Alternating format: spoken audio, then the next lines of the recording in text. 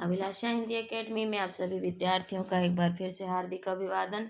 हम देख रहे थे टीजीटी पीजीटी हिंदी के प्रीवियस ईयर्स के पेपर। इस क्रम में टीजीटी 2021 तक के प्रीवियस ईयर्स पेपर हो चुके हैं और सबको क्रम से एक प्लेलिस्ट में लगा दिया गया है। आप एक साथ उन सभी प्रश्न पत्रों को देख सकते हैं। अब हमारा हिंदी पीजीटी का चल रहा है। पीजीटी में भी 2010 तक के पेपर हम सॉल्व कर चुके हैं। आज हम देखेंगे हिंदी पीजीटी 2013 का प्रश्न पत्र।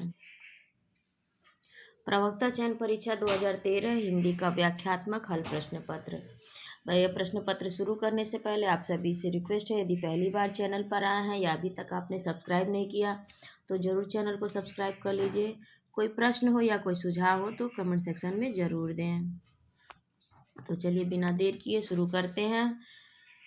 पीजीटी हिंदी का 2013 का पहला प्रश्न है, किस कवि की वाणी नारिकेल फल के समान है? ए घटकर पर, बी भरथरी, सी कालिदास और डी भारवी। इसका उत्तर होगा डी, भारवी की काव्य प्रतिभा सर्वमान्य है।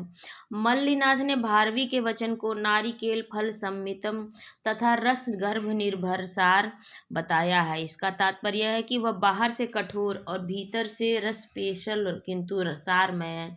मल्लिनाथ ने भारवी के काव्य को नारिकेल फल के समान बतलाया है, जिसका बाह्य रूप रुक्ष तथा विषम है और अंतर में काव्य का मधुर रस निहित है।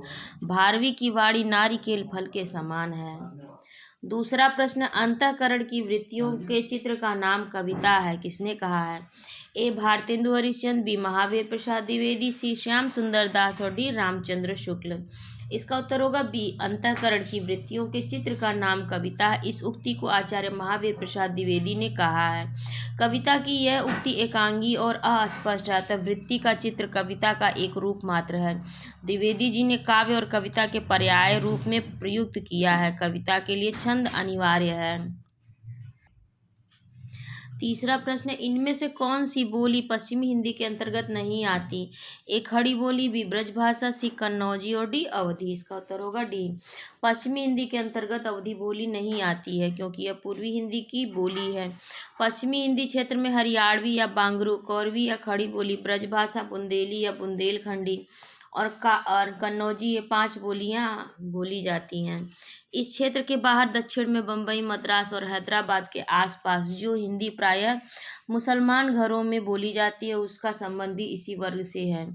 उसी बोली को दक्षिणी हिंदी कहा जाता है। इन 6 बोलियों को 2 उपवर्गों में बांटा जा सकता है, हरियाणवी, कौरवी और दक्षिणी आकार बहुला और शेष 3 ओकार बहुला है। चौथा प्रश्न, अप्राणीवाचक शब्दों के लिंग निर्णय का आधार है। ए उनके साथ प्रयुक्त क्रिया, बी उनके साथ प्रयुक्त विशेषण, सी उनके साथ प्रयुक्त अव्यय और डी है ए और बी दोनों सही हैं। इसका उत्तर होगा डी, अप्राणीवाचक शब्दों का लिंग निर्णय का आधार उसके साथ प्रयुक्त क्रिया, उसके साथ प्रयुक्त विशेषण है। लिंग के द्वारा संज्ञा, सर्वनाम, क्रिया, विशेषण आदि शब्दों की नीति का बोध होता है। शब्द के जिस रूप से यह जाना जाए कि वह पुरुष जाति के लिए आया है या स्त्री जाति के लिए, उसे लिंग कहते हैं। पांचवा प्रश्न है, चिर जीवो जोरी जुरे क्यों न स्नेह गंभीर, को घटिए वृषभानुजा वे हलधर के वीर में कौन सा अलंकार है? ए वक्रोक्ति, बी यमक, सी श्लेष और डी अनुप्रास। इसका उत्तर होगा सी, इन पंक्तियों में श्लेष अलंकार है। श्लेष का अर्थ होता है चिपका हुआ, अर्थात एक शब्द के 2 या 2 से अधिक अर्थ निकलते हों तो श्लेष अलंकार होता है। बिहारी के दोहे में वृषभानुजा, वृषभान की पुत्री राधा और हलधर या बलराम के वीर अर्थात भाई कृष्ण के लिए शुभकामना प्रकट की गई है। पर वृषभानुजा तथा हलधर इन दोनों शब्दों का अन्य अर्थ भी निकलता है जिसमें कवि का विनोद झलकता है। वृषभानुजा अर्थात वृषभ, बैल की अनुजा अर्थात गाय और हलधर का अर्थ भी बैल ही है। छठवां प्रश्न, निम्नलिखित में कौन कार्यावस्था के अंतर्गत नहीं है?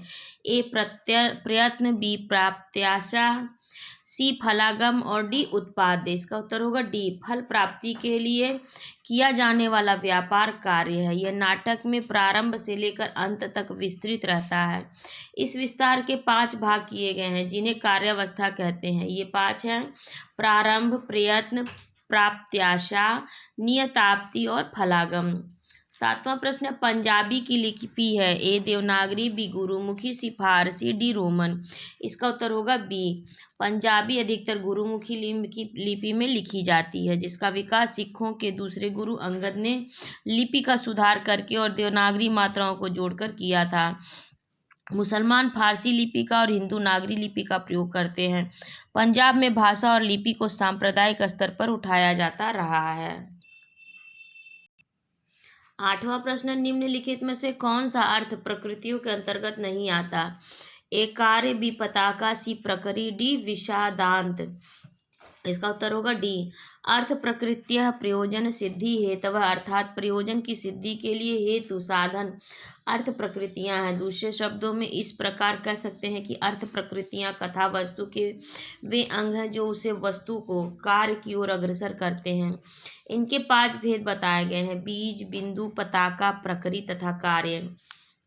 9वां प्रश्न, शब्दार्थ सहितो काव्यम किसने कहा है? ए भरत, बी विश्वनाथ, सी भामह, डी जगन्नाथ। इसका उत्तर होगा सी भामह। शब्दार्थों सहितो काव्यम भामह ने कहा है। 10वां प्रश्न, उससे अच्छे तो आप हैं में कौन सा कारक है? ए अधिकरण, बी अपादान, सी करण और डी संबोधन। इसका उत्तर होगा बी, जिस यानी कि अपादान कारक, जिसमें प्रत्यक्ष रूप से अथवा कल्पित रूप से कोई वस्तु अलग होती है उसमें अपादान कारक होता है। प्रश्नानुसार उससे अच्छे तो आप हैं, इस वाक्य में उससे आपकी तुलना की गई है। तुलना के योग में पंचमी भक्ति अपादान कारक होता है। जहाँ तुलना स्थापित की जाए, समानता स्थापित किया जाए, एक से दूसरे को अच्छा बताया जाए, इन सभी कार्यों में अपादान कारक होता है। 11वां प्रश्न है, भगवान राम के जीवन से संबंधित नाटक है? ए मालती माधव, बी महावीर चरित, सी स्वप्नवास और डी उपरोक्त कोई नहीं। इसका उत्तर होगा बी। भगवान राम के जीवन से संबंधित नाटक भवभूति रचित महावीर चरित है। भवभूति के 3 नाटक उपलब्ध हैं: ए महावीर चरित, मालती माधव, उत्तर रामचरित। महावीर चरित भवभूति का प्रथम नाटक है। इसमें 7 अंकों में रामायण के पूर्वार्ध, राम विवाह, राम वनवास, सीता हरण और राम राज्याभिषेक की कथा वर्णित है। 12वां प्रश्न, वर्तमान साहित्य पत्रिका के संपादक हैं? ए अशोक वाजपेयी, बी वीरेश्वर मित्र, सी जी गोपीनाथन, डी विभूति नारायण राय। इसका उत्तर होगा डी। वर्तमान साहित्य इलाहाबाद से प्रकाशित मासिक पत्रिका है जिसके संपादक धनंजय थे। प्रश्नानुसार वर्तमान साहित्य पत्रिका के संपादक विभूति नारायण राय हैं, तो इसका उत्तर डी है, विभूति नारायण राय। वर्तमान साहित्य पत्रिका के संपादक विभूति नारायण राय हैं। 13वां प्रश्न, सन 927 कथा आरंभ बैन कवि कहा में? 927 का ईस्वी सन क्या होगा? ए 1525, बी 1550, सी 1540, डी 1520। इसका उत्तर होगा डी, यानी कि 1520। सन 927 आहा 1520। 14वां प्रश्न, हमारे देश में जय चंदों की कमी नहीं है में जय चंदो संज्ञा किस भेद के अंतर्गत आता है? ए व्यक्तिवाचक, बी समूहवाचक, सी जातिवाचक और डी भाववाचक। तो इसका उत्तर होगा सी। जिस संज्ञा से एक प्रकार की अनेक वस्तुओं, व्यक्तियों, प्राणियों आदि का बोध होता है उसे जातिवाचक संज्ञा कहते हैं। अंग्रेजी में द्रव्यवाचक व समूहवाचक संज्ञा जातिवाचक संज्ञा के अंतर्गत आते हैं। प्रश्नानुसार जय चंदो संज्ञा के जातिवाचक भेद के अंतर्गत आता है। हिंदी में व्यक्तिवाचक, जातिवाचक एवं भाववाचक 3 संज्ञाएं होती हैं। 15वां प्रश्न, विशेष रूप से जो भावों को प्रकट करते हैं उन्हें कहते हैं अनुभाव, बी संचारी भाव, सी विभाव और डी स्थायी भाव। इसका उत्तर होगा सी। स्थायी भाव के कारण को विभाव कहा जाता है। विशेष रूप से जो भावों को प्रकट करते हैं उन्हें विभाव कहते हैं। 16वां प्रश्न, लाला श्रीनिवास दास के संयोगिता स्वयंवर की सच्ची समालोचना किससे की थी? ए रामचंद्र शुक्ल, बी भारतेंदु, सी बद्रीनारायण चौधरी और डी बालकृष्ण भट्ट। इसका उत्तर होगा डी। सबसे पहले बद्रीनारायण चौधरी प्रेमघन ने लाला श्रीनिवास दास के संयोगिता पर समीक्षा लिखी। बालकृष्ण भट्ट ने नील देवी, परीक्षा गुरु, संयोगिता स्वयंवर और एकांतवासी योगी संबंधी आलोचनाएं तत्कालीन समीक्षा साहित्य में महत्वपूर्ण स्थान रखती हैं। लाला श्रीनिवास दास के संयोगिता स्वयंवर की सच्ची समालोचना बालकृष्ण भट्ट ने की थी। 17वां प्रश्न, मोहिका हसेसी की कोहरही किसने कहा है? ए केशवदास ने अकबर से, बी तुलसीदास ने अकबर से, सी जायसी ने शेरशाह से, डी सूरदास ने वल्लभाचार्य से। इसका उत्तर होगा सी, यानी कि मोहिका हसेसी की कोह रही, ये कथन जायसी ने शेरशाह सूरी से कहा था।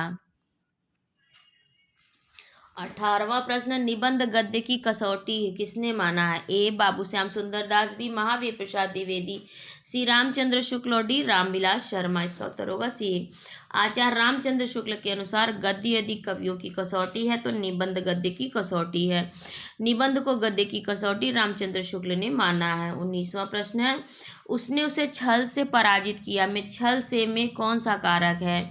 ए कर्ता कारक, बी करण कारक, सी अपादान कारक, डी कर्म कारक। इसका उत्तर होगा बी। छल से या छल करना अशिष्ट व्यवहार माना जाता है। जहाँ अशिष्ट व्यवहार किया जाए वहाँ तृतीया विभक्ति के कारक का कारण होता है। प्रस्तुत प्रश्न में छल में से करण कारक है, करण कारक का चिन्ह से के द्वारा है। 20वां प्रश्न, इतना सुन के पात शाही जी श्री अकबर शाही जी आध शेर सोना नरहर दास चारण को दे दिया, इनके 1.5 शेर सोना हो गया, रास बंचना पूरन भया, आम खास हुआ। इन पंक्तियों का संबंध है। ए 84 वैष्णवों की वार्ता, बी चंद छंद वर्णन की महिमा, सी 252 वैष्णवों की वार्ता और डी आईने अकबरी की भाषा वचनिका से। इसका उत्तर होगा बी, यानी कि ये पंक्तियां चंद छंद वर्णन की महिमा से ली गई हैं। 21वां प्रश्न, वंद्य धातु के लंग लकार के प्रथम पुरुष के दिए रूपों में गलत कौन सा है? ए वंदते, बी वंदेते, सी वंदे और डी वंदनते। ये तारांकित प्रश्न है, चयन बोर्ड ने इस प्रश्न को गलत मान लिया, यानी फाल्स माना था। 22वां प्रश्न, निम्नलिखित शब्दों में नपुंसक लिंग का चयन कीजिए। ए स्त्री, बी दारा, सी कलत्र और डी पत्नी। इसका उत्तर होगा सी, यानी कि नपुंसक लिंग वचन है कलत्र। 23वां प्रश्न, ध्यान मग्न में कौन सा समास है? ए अव्ययी भाव, बी कर्मधारय, सी तत्पुरुष और बी डी बहुव्रीहि। इसका उत्तर होगा सी, ध्यान मग्न अर्थात में सप्तमी तत्पुरुष अधिकरण तत्पुरुष समास है। ध्यान मग्न, ध्यान में मग्न जिस समास में उत्तर पद अंतिम पद की प्रधानता हो उसे तत्पुरुष समास कहते हैं।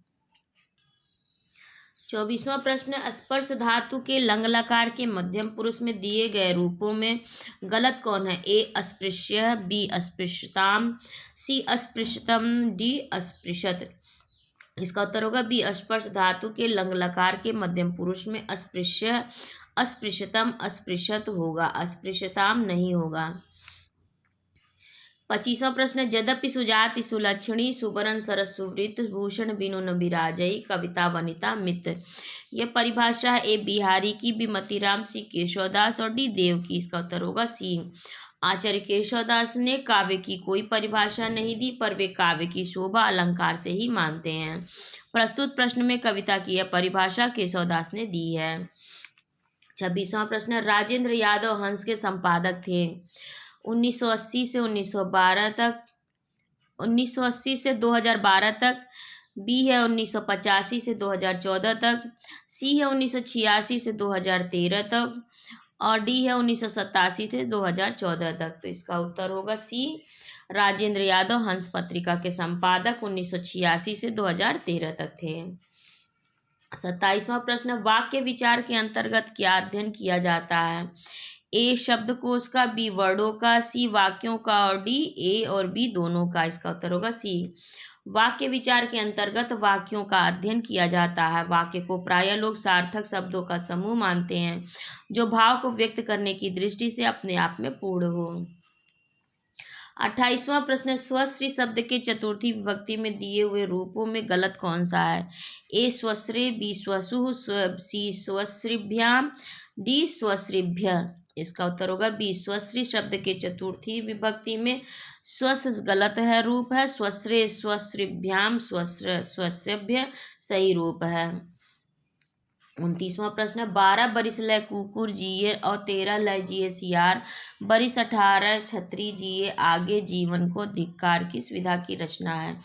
ए सोहर, बी कजली, सी बिरहा, डी आल्हा। इसका उत्तर होगा डी। यह पंक्तियां जगनीक द्वारा रचित परमाल रासो ग्रंथ आल्हा विधा से की रचना है। 30वां प्रश्न है, आचार्य रामचंद्र शुक्ल की दृष्टि में किस युग के लेखकों की दृष्टि व्याकरण के नियमों पर अच्छी तरह नहीं जमी थी? ए द्विवेदी युग, बी भारतेंदु युग, सी छायावादी युग और डी प्रगतिवाद। इसका उत्तर होगा बी भारतेंदु युग के लेखक होंगे। 31वां प्रश्न, वे पूर्वी वन की परवाह न करके अपने बैसवारे की ग्राम में कहावतें और शब्द भी बेधड़क रख दिया करते थे। शुक्ल जी की इन पंक्तियों का संबंध किससे है? ए भारतेंदु, बी बालकृष्ण भट्ट, सी प्रेमघन और डी प्रताप नारायण मिश्र। इसका उत्तर होगा डी प्रताप नारायण मिश्र का। शुक्ल जी के इस कथन का संबंध प्रताप नारायण मिश्र जी से है। 32वां प्रश्न, अष्टयाम नामक पुस्तक में किसकी दिनचर्या का वर्णन है? ए कृष्ण, बी राम, सी विष्णु और डी शंकर। इसका उत्तर होगा ए रसखान द्वारा रचित अष्टयाम में संकलित कई दोहों के अंतर्गत श्री कृष्ण के प्रातः जागरण से रात्रि शयन पर्यंत उनकी दिनचर्या एवं विभिन्न क्रीड़ाओं का वर्णन है। जबकि बोर्ड उत्तर बी राम की दिनचर्या का वर्णन माना है बोर्ड ने। तो देखिए एक तरह से विवादित ही है, लेकिन बोर्ड ने राम माना है, तो अगर अब ये प्रश्न आया तो आपको राम ही लगाना होगा। 33वां प्रश्न, मणिकर्णिका आत्मकथा है? ए कंवल भारती की, बी मोहन राय मिश्राय की, सी जयप्रकाश करदम की और डी तुलसीराम की। इसका उत्तर होगा डी मणिकर्णिका आत्मकथा है तुलसीराम की।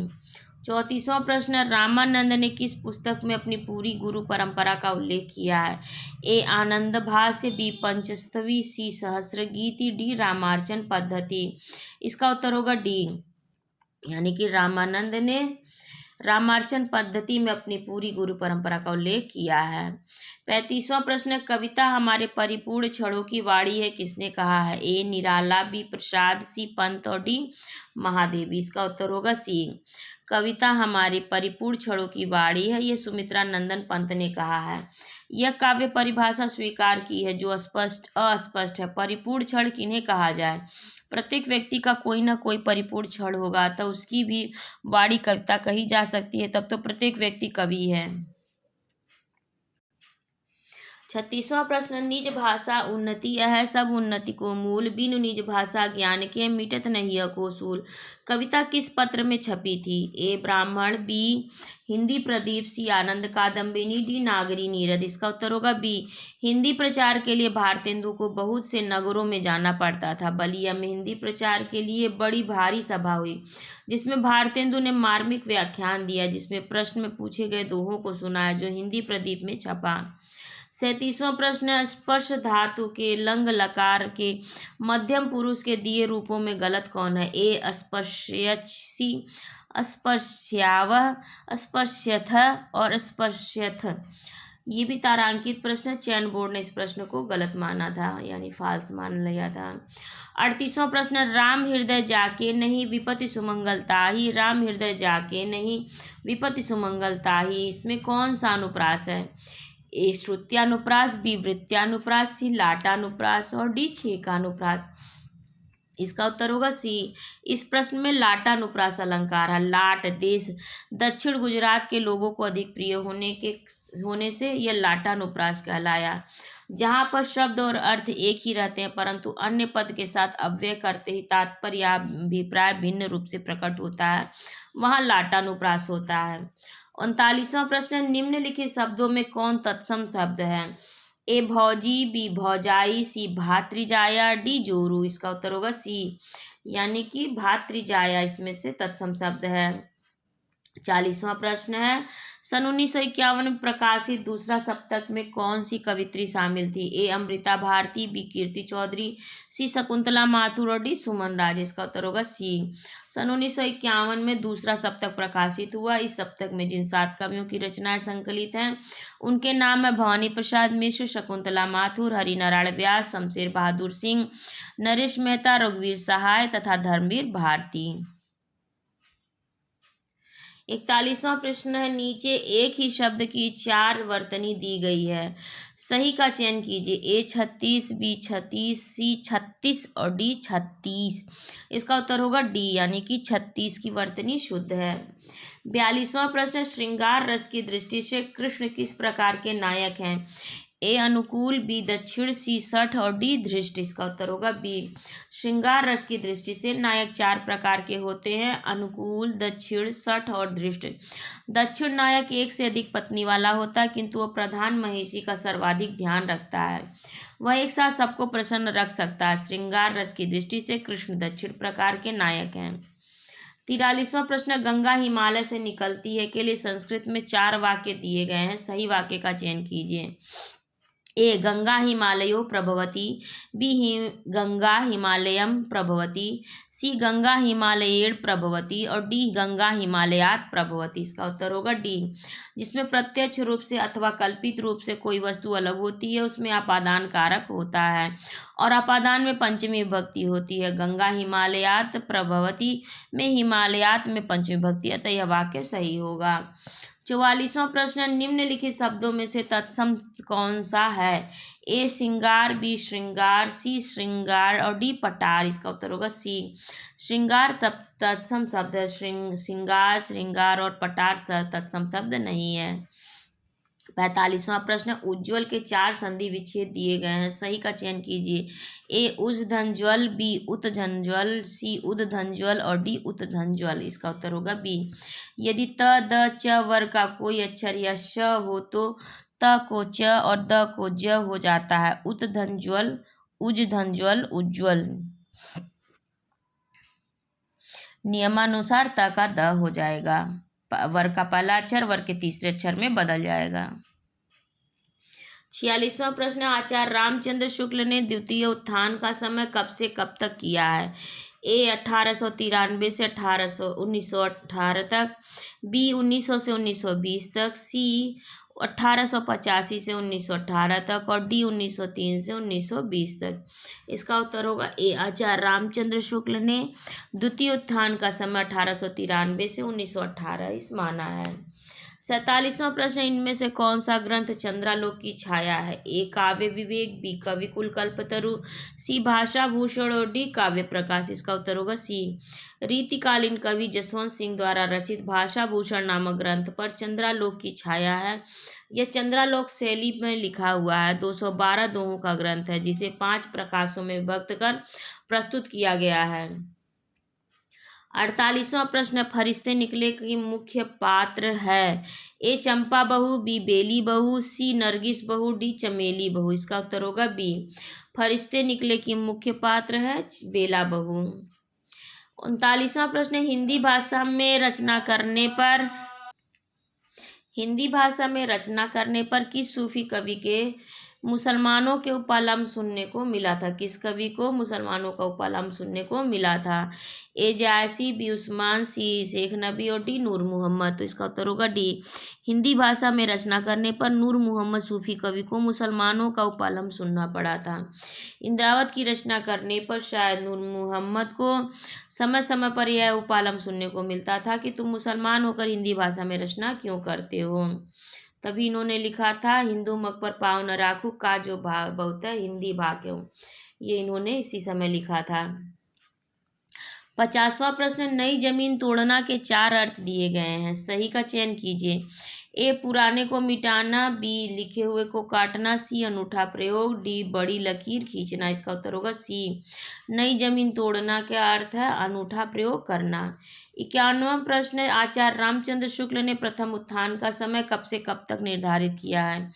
ए 1850 से 1885 तक, बी 1857 से 1900 तक, सी 1868 से 1993 तक, डी 1800 से 1850 तक। इसका उत्तर होगा सी। आचार्य रामचंद्र शुक्ल ने प्रथम उत्थान का समय 1868 से 1893 निर्धारित किया है।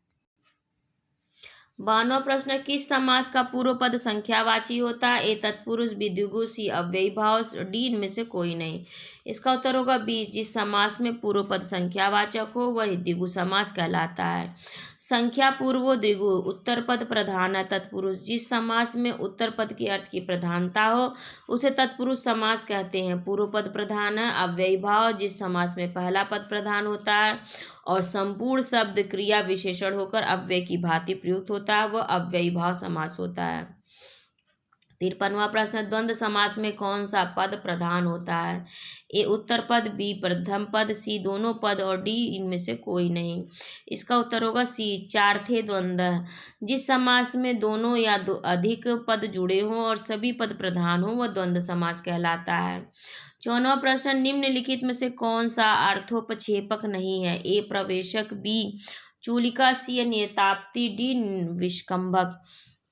इसका उत्तर होगा सी, सूच्य कथा वस्तु के साधनों को अर्थोपक्षेपक कहते हैं। ये 5 माने गए हैं, विष्कंभक, प्रवेशक, चूलिका, अंकमुख या अंकास्य, अकावतार। 55वां प्रश्न है, युष्मत शब्द के सप्तमी विभक्ति में दिए रूपों में गलत कौन सा है? ए तव, बी त्वयि, सी युवो और डी युष्मासु। इसका उत्तर होगा ए, युष्मत शब्द के सप्तमी विभक्ति में त्वयि युवो युष्मासु होता है, तब नहीं होता है। 56वां प्रश्न, निम्नलिखित शब्दों में पुल्लिंग का चयन कीजिए। ए हवा, बी कोयल, सी दारा, डी शिक्षा। इसका उत्तर होगा सी, यानी कि दारा। 57वां प्रश्न है, बसंत के 4 पर्याय दिए गए, इनमें त्रुटिपूर्ण है। ऋतुपति, बी कुसुमाकार, सी मधुमास, डी कांतार। इसका उत्तर होगा डी, बसंत के 4 पर्याय, इसमें त्रुटिपूर्ण है कांतार। ऋतुपति, कुसुमाकार और मधुबास बसंत के 4 पर्याय हैं। अद्भुत रस के स्थायी भाव है। ए जुगुप्सा, बी क्रोध, सी विस्मय और डी निर्वेद। इसका उत्तर होगा सी, अद्भुत रस का स्थायी भाव विस्मय है। जुगुप्सा बीभत्स रस का स्थायी भाव है, क्रोध रौद्र रस का स्थायी भाव है और निर्वेद शांत रस का स्थायी भाव है। 59वां प्रश्न है, दिवस का अवसान समीप था, गगन था कुछ लोहित हो चला, तरु शिखा पर थी अब राजती कमलिनी कुल वल्लभ की प्रभा। काव्य पंक्तियों का संबंध है। ए आंसू से, बी परिवर्तन से, सी प्रिय प्रवास से, डी किसान से। इसका उत्तर होगा सी, प्रश्न के काव्य पंक्तियों का संबंध अयोध्या सिंह उपाध्याय हरिऔध के प्रिय प्रवास से है। 60वां प्रश्न, निबद्ध या निबंध काव्य कौन नहीं है? ए विनय पत्रिका, बी प्रलय की छाया, सी शिवाजी को पत्र और डी राम की शक्ति पूजा। इसका उत्तर होगा ए, निबद्ध या निबंध काव्य है विनय पत्रिका नहीं है, विनय पत्रिका नहीं है। 61वां प्रश्न है, इनमें से कौन व्यंजन अल्प प्राण है? ख, ध, च, फ। इसका उत्तर होगा सी, जिस अक्षर के उच्चारण में कम नाद का प्रयोग होता है उसे अल्प प्राण ध्वनि कहते हैं। प्रश्न में च व्यंजन अल्प प्राण है, ख, थ और फ महाप्राण ध्वनियां हैं। 62वां प्रश्न है, इनमें से कौन नाट्य वृत्तियों के अंतर्गत नहीं है? ए सात्विक, बी कौशिक, सी आरभटी और डी भारती। इसका उत्तर होगा ए, नाटक में भाव का अर्थ की अभिव्यक्ति शैलियों को वृत्तियां कहते हैं। ये 4 हैं, कौशिकी, सात्वती, आरभटी, भारती। 63वां प्रश्न, इंदुमती किसकी छाया मानी जाती है? ए ओथेलो की, बी मैकबेथ की, सी टेम्पेस्ट की, डी मर्चेंट ऑफ वेनिस की। इसका उत्तर होगा सी, किशोरीलाल गोस्वामी कृत कहानी इंदुमती शेक्सपियर के टेम्पेस्ट नाटक के आधार पर लिखी गई है। इस प्रश्न पत्र के 63 प्रश्न हो चुके हैं। अब 64वें प्रश्न से इसके अगले भाग में मैं बनाऊंगी वीडियो। तब तक की प्रैक्टिस सेट आपको कैसे लग रहा है प्रीवियस ईयर्स पेपर के? जो भी सुझाव हो या कोई भी प्रश्न हो तो कमेंट सेक्शन में ज़रूर पूछें। पहली बार चैनल पर आए हैं या अभी तक आपने सब्सक्राइब नहीं किया तो ज़रूर सब्सक्राइब कर लें। अपने एजुकेशनल ग्रुप्स में और अपने दोस्तों में इस वीडियो को ज़रूर शेयर करें। आप सभी का बहुत बहुत धन्यवाद।